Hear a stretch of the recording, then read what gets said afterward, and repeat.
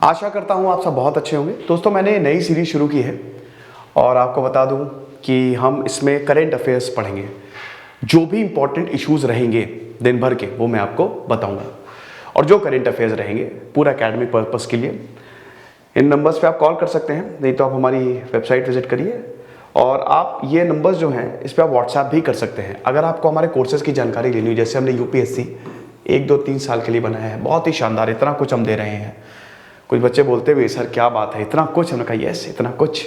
तो आप हमारा ऐप स्टडी ग्लोस ऐप जरूर डाउनलोड करें। और अगर आपको इतिहास की दिक्कत है, ancient, medieval, modern, world, art and culture, India after independence, में सब बनाऊंगा, सब कवर करूंगा, तो आप वो भी कोर्स ले सकते हो। और भी बहुत सारे कोर्स हैं। तो देखिए, ये जो हमारी ये अगर आपको चाहिए, लेक्चर्स यहाँ पे भी है। यही लेक्चर्स हम इंस्टा पे और फेसबुक पे अपलोड करते हैं, और इसकी आपको पीडीएफ जो है वो भी इंस्टा पे और आपको फेसबुक पे मिलेगी। आप समझ रहे हो? ये जो आपको करंट अफेयर्स, अगर आपको इसकी पीडीएफ चाहिए तो आप इंस्टा, फेसबुक पे जाइए, नहीं तो हमारी वेबसाइट पे भी जा सकते हैं। इंस्टा और फेसबुक पे सबसे पहले अपलोड होती है, तो स्टडी ग्लोस इंस्टा पे और सिड_ई कनेक्ट फेसबुक पे। ओके, तो सबसे है कि Kerala arts and village organisation को इंटरनेशनल क्राफ्ट अवार्ड मिला है 2021। तो भाई ये इस तरीके की खबर है कि Kerala arts and craft villages KACEV को यहां पे बेस्ट, मतलब इंटरनेशनल क्राफ्ट अवार्ड मिला है, best craft village in the world by the world craft council international. ये ओनली अवार्ड है received in the non individual category. The KACEV was established by the Uralungal labour contract cooperative society for the state tourism department of Kerala in 2021। The village of the year award was won by Malaysia. तो आप देखिए, पहले मैं पढ़ दूंगा और उसके बाद मैं आपको एक एक चीज बताऊंगा। तो सब ये समझिए, सबसे पहले केरल आपको पता ही है कि most literate state of India है। 100% लिटरेसी आपको यहां पे मिलेगी। केरल में आपको वेम्बानंद लेक भी मिलेगी, जो कि एक लगून लेक है जहां पे ब्लैकिश वाटर आता है। और केरल इस तरीके का एक्सपेरिमेंट बहुत ज्यादा करता रहता है। आज से नहीं, इतिहास से ही। भाई मालाबार कोस्ट है पूरा का पूरा, नीचे वाला जो कोस्ट है, कोस्टल एरिया है। पुर्तगाली भी सबसे पहले कोचीन में ही आए थे, बैटल ऑफ कोचीन लड़ी गई थी ना। केरल के चीफ मिनिस्टर, कम्युनिस्ट सरकार है यहाँ पे, पिनराई विजयन। कैपिटल है तिरुवनंतपुरम, है कि नहीं? तो Kerala arts and craft village organisation जो है, इनको ये वाला अवार्ड मिला है। कोऑपरेटिव सोसाइटी क्या होती है? जैसे अमूल आनंद मिल्क यूनियन लिमिटेड, 1946 में व्हाइट रेवोल्यूशन आया। अमूल एक कोऑपरेटिव सोसाइटी है, मतलब कोऑपरेट करेंगे। जैसे उसका कोई ओनर नहीं है, सारे के सारे डेयरी वाले साथ में मिल के आए, जिनके पास गाय थी और सब, तो सबने मिल के एक सोसाइटी बनाई। ऐसे कोऑपरेटिव बैंक भी होते हैं। ओके, चलिए आगे बढ़ते हैं। चेन्नई इंटरनेशनल एयरपोर्ट, इसकी 8वीं रैंक है। आपको बता दो कि 6th बिजिएस्ट एयरपोर्ट है इंडिया का। मेन सिटी सेंटर से कम ये लोकेटेड है, और मेन सिटी सेंटर से आई गेस 21 किलोमीटर दूर है ये। 2 टर्मिनल है, T1 T2। जैसे जंक्शंस होते हैं ना, आप जब रेलवे स्टेशन पे जाते हैं तो वहां पे जंक्शंस होते हैं, प्लेटफॉर्म्स, मतलब प्लेटफॉर्म 1, 2, 3, 4। ऐसे ही एयरपोर्ट पे टर्मिनल होते हैं। एक टर्मिनल T1 के कामराज, जिसको किंग मेकर भी बोला जाता है, भाई उनसे ईमानदार जीवन किसी ने नहीं जिया। उनकी बायोग्राफी मैंने कवर की है। तमिलनाडु के चीफ मिनिस्टर थे भाई, क्या बेहतरीन पर्सनालिटी थे, बेहतरीन। जब उनके देहांत हुआ था, उनके पास कोई प्रॉपर्टी नहीं, कुछ कपड़े और बहुत ही कम रुपए मिले थे। ऐसे थे वो, महान भारत रत्न अवॉर्डी है वो, भारत रत्न उनको मिल चुका है।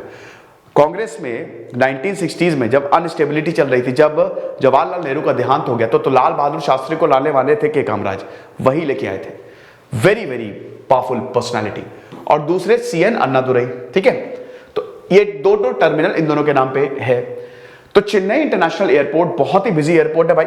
उड़े देश का आम नागरिक उड़ान, ये स्कीम है। इसके तहत आप देख सकते हो कि हमारे एयरपोर्ट को, जो एग्जिस्टिंग एयरपोर्ट, उनको मॉडिफाई किया जा रहा है, और किराया बहुत कम हो गया है। एयरलाइंस भी ज्यादा आ गई है, स्पाइसजेट, इंडिगो हो गया, गो एयर हो गया, गो फर्स्ट हो गया, है ना।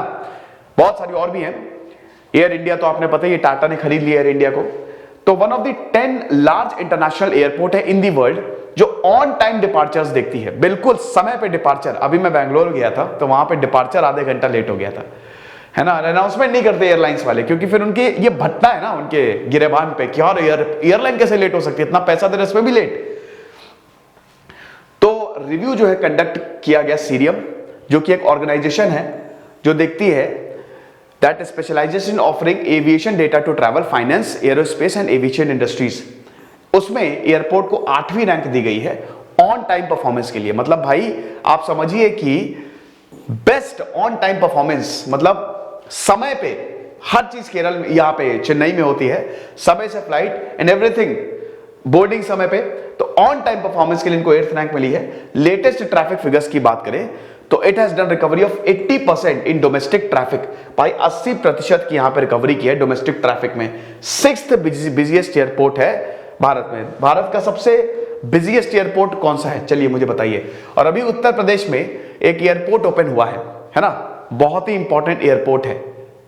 कहां पे, और उत्तर प्रदेश में कितने इंटरनेशनल एयरपोर्ट है ये भी मुझे बताइए। यूपी की ही बात कर रहे हैं तो उत्तर प्रदेश ने 4 विलेजेस, 4 गांव को जो नेपाल बॉर्डर में आते हैं उनको रेवेन्यू विलेज, रेवेन्यू विलेज क्या होते हैं, छोटे एडमिनिस्ट्रेटिव डिविजन्स होते हैं। जैसे अगर ह्यूमन सेटलमेंट जिनको हैमलेट्स बोला जाता है, अगर वो ज्यादा है तो इनको हम रेवेन्यू विलेज घोषित कर सकते हैं। इसमें यह कि सरकार की स्कीम से जो है सब मिलती है, ठीक है, मतलब सरकार के अंदर आ जाते हैं ये। तो रेवेन्यू विलेज इनको एक एडमिनिस्ट्रेटिव ऑफिसर देखता है। तो यहां पे जो 4 विलेज है जो कि नेपाल बॉर्डर के पास है in the district, they are as revenue villages. क्योंकि उत्तर प्रदेश में इलेक्शन होने वाले हैं, 10 मार्च को रिजल्ट आएगा, 7 चरणों में चुनाव होंगे, 7 फरवरी से शायद, हाँ ठीक है। तो डीएम ऑफ बहराइच दिनेश चंद्र सिंह ने बोला है कि ये डिसीजन लिया गया, जनरल इलेक्शंस यूपी में हो गए हैं, मतलब होने वाले हैं। 4 विलेजेस कौन कौन से हैं, भवानीपुर, टेड़िया, धाकिया और बिछिया, ये आपके मेहिनपुरवा तहसील ऑफ द डिस्ट्रिक्ट में लोकेटेड है। तो बेसिकली रेवेन्यू विलेजेस उन्हीं को ही घोषित किया जाता है जो ऐसी बॉर्डर में आते हैं, है ना। तो ये जो 4 विलेजेस हैं जो नेपाल बॉर्डर के बिल्कुल पास है उनको रेवेन्यू विलेजेस, यानी कि अब इनको सब कुछ, वो सब एक चीज मिलेगी जो सरकार देती है, ठीक है। सरकार की स्कीम क्या पहले भी देती थी, लेकिन अब क्योंकि रेवेन्यू विलेज इनको एक तमगा मिल गया ना, तो इंपॉर्टेंट रहता है। यहाँ पे मातंगैया कम्युनिटी है, मैं नाम भूल गया हूं वो कम्युनिटी का, वो एक्चुअली म्यांमार से आई थी। यहाँ पे प्लांट लगाती है वो, ठीक है, एज अ प्लांटेशन कम्युनिटी आए थे और आई गेस 225 फैमिलीज यहाँ पे रहते हैं। तो it's a very very very good initiative. फिर मिशन ओलंपिक सेल ने 10 एथलीट्स को टॉप लिस्ट में ऐड किया है। यहां पे मैं कर देता हूं ताकि आप पढ़ सकें। तो मिशन ओलंपिक सेल ने under the ministry of youth affairs and sports, इन्होंने 10 एथलीट्स को to list of athletes who would be provided support under target Olympic podium scheme. Support देने के लिए, जैसे मैं आपको एक एग्जांपल देता हूं, जैसे चाइना है, अमेरिका है, ओलंपिक्स की बात करें, इस बार ओलंपिक्स वैसे कहां पे होंगे, समर और विंटर दोनों ही ओलंपिक्स होंगे बीजिंग में, ठीक है, चाइना की कैपिटल बीजिंग में। और आपको पता है कि इसको सब बायकॉट भी कर रहे हैं, जैसे अमेरिका ने, कनाडा ने और भी कुछ देशों ने इसका डिप्लोमेटिक बॉयकॉट जो है वो शुरू कर दिया है। तो आप ये समझिए कि जैसे चाइना अमेरिका में, वो हमेशा यही दोनों देश, चाइना अमेरिका यूके, लोग टॉप पे रहते हैं, गोल्ड मेडल लेके आते हैं। क्यों? क्योंकि ओलंपिक की तैयारी यहाँ पे बहुत पहले से हो जाती है और जितने भी ओलंपिक खिलाड़ी उनको सपोर्ट दिया जाता है। भारत में ये बहुत बड़ा प्रॉब्लम है, भारत में तो पॉलिटिक्स ऊपर से सपोर्ट की बहुत पहले से प्रॉब्लम रही है। लेकिन अब खेलो इंडिया या जो जैसे काफी ऐसी स्कीम्स आई हैं, ठीक है, जिसके तहत खिलाड़ियों को सपोर्ट दिया जा रहा है, चाहे वो मॉनेटरी सपोर्ट हो, नहीं तो हम मतलब जो फैसिलिटीज है वो बहुत अच्छी कर रहे हैं, ठीक है, ट्रेनिंग उनको प्रोवाइड कर रहे हैं।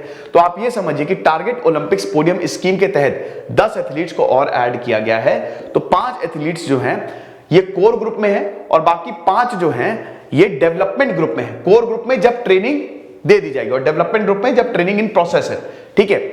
Now the total number of athletes, अब टीओपीएस में कितने हो गए हैं? 301। क्या बात है, ये टैलेंट को खोजने का बहुत अच्छा तरीका है। इनके पास कैपेबिलिटी है कि गोल्ड मेडल ले आए या सिल्वर मेडल या ब्रॉन्ज मेडल ले आए, which includes 107 in the core group while 294 in the development group, ठीक है। तो ये चीज है, ये एक्चुअली 301 नहीं होगा, 401 होगा, ठीक है ना, तो थोड़ी सी मिस्टेक हो गई है ये। National human rights awareness day 2022, national human rights trafficking awareness day, ये 11 जनवरी 2022 को ऑब्जर्व किया जाता है, जो कि कल है। डे जो है it is aims at raising the awareness of plight of human trafficking victims and promotion and protecting their rights through the entire month of January. पूरा जनवरी जो है it is recognised as national slavery and human trafficking prevention month. This day specifically dedicated to the awareness and the prevention of illegal practices. ये पूरे महीने को ही slavery day, national slavery day, national slavery and human rights trafficking prevention month के उसमें celebrate किया जाएगा। तो भाई देखो, ह्यूमन ट्रैफिकिंग की बात करें, भारत में भी स्टेट ह्यूमन राइट्स कमीशन है और नेशनल ह्यूमन राइट्स कमीशन है। कहते हैं ना कि पुलिस को डर होता है कि भाई अगर कुछ हमने गड़बड़ कर दे तो ह्यूमन राइट्स वाले आके बैंड बजा देंगे। तो आप ये समझिए कि ह्यूमन राइट्स बहुत इंपॉर्टेंट है। जो अथॉरिटेरियन रिजीम है, जैसे अभी कजाकिस्तान में प्रोटेस्ट हो रहे हैं, ह्यूमन राइट्स क्या है, what are the basic human rights? Freedom is the most basic human right. Freedom हो गया, रैशनल थिंकिंग हो गया, फ्रीडम ऑफ स्पीच हो गया, है ना, बहुत सारी चीजें। अरे मतलब जैसे जो हमारे फंडामेंटल राइट्स हैं उसमें आर्टिकल 18 से लेकर 21 तक वो पूरा आपको फ्रीडम के ही बारे में बताया गया है ना। Right to publish everything, media का फ्रीडम, एक इंसान का फ्रीडम। तो जब भी आप उसको रोकते हो, है ना, राइट टू आर्ग्यू, आप अपनी अभिव्यक्ति की आज़ादी भी है ना, फ्रीडम ऑफ एक्सप्रेशन, है ना। तो अब ये सब चीज़ें जब कोई रोकता है तो आप ह्यूमन राइट्स वायलेशन होते हैं, ह्यूमन राइट्स का हनन होता है। तो इसका हनन ना हो इसलिए इस दिन को मनाया जाता है, लोगों को बताया जा सके कि कितने जरूरी है ह्यूमन राइट्स। तो ये लेक्चर था दोस्तों, और तो नहीं है, नहीं। अच्छा, तो वही मैं बता रहा हूं कि इसकी जो आपको पीडीएफ है ना, वो आपको इंस्टा पे और हमारे सोशल मीडिया अकाउंट पे मिल जाएगी। खुश रहिए, पढ़ते रहिए। दिस इज सिद्धांत अग्निहोत्री साइनिंग ऑफ।